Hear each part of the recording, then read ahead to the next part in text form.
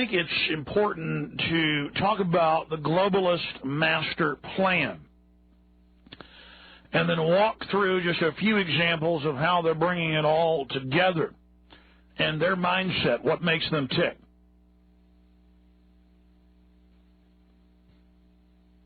Throughout history,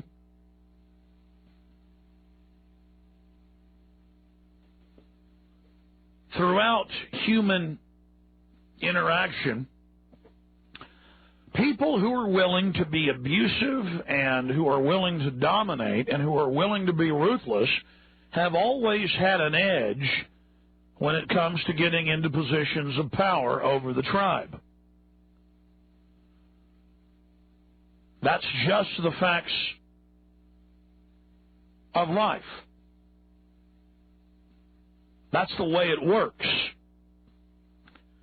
And then you get into a competition of the ruthless, of the cunning.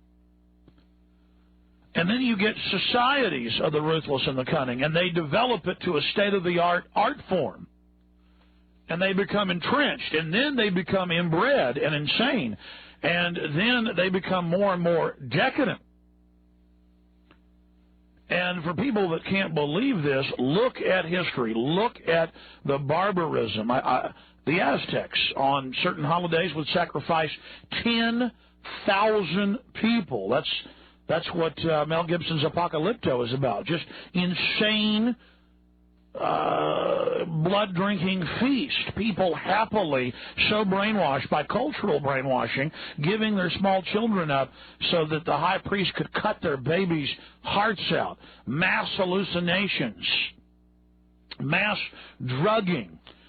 The priest class denouncing everyone, running around in mad power trips. The Romans in their decline. The Babylonians. Even in the more genteel forms of it, the Japanese, who would exercise power, and there are real accounts of where a Japanese samurai would get a new sword, and he'd want to test it, and he'd go out into the rice paddies and find somebody that didn't bow down properly, and he'd just cut their head off. And it was about the exercise of power, the cult of power. As O'Brien, Torturing Winston in 1984 says, it's about pressing on the nerve of power. And they one-up each other. It's a reign of terror.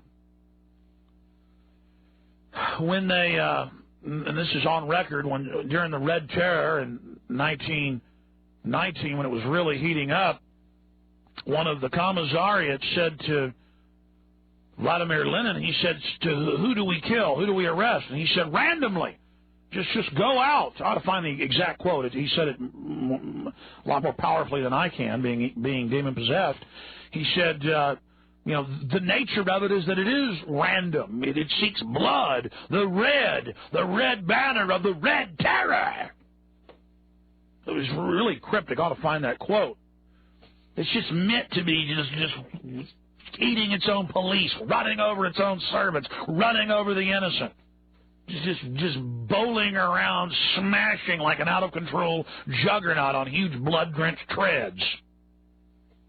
That's the nature. Don't you understand that? And free societies build these limited walls. And if you run around servicing the walls and watching at the parapets and oiling the gates and, everything being ready and sharpening your spear and your arrows and your sword, you might just maybe have some freedom. Maybe. If you fight with everything you've got. You think you can just stumble around having riots over PlayStation 3s and putting your makeup on for hours and strutting around with your beer gut at the baseball game? You think you're going to be free when you don't know anything about our country, anything about the Bill of Rights, anything about the war machine, anything about how the government works?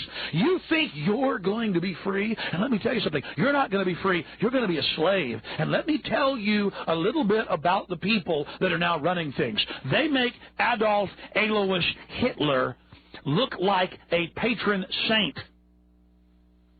They make Stalin look like a weakling. They make Mao look like a first grader compared to Nobel Prize winners in quantum mechanics. The people running things now are the ultimate synthesis of evil. The ultimate. And you are now seeing the final stages of completion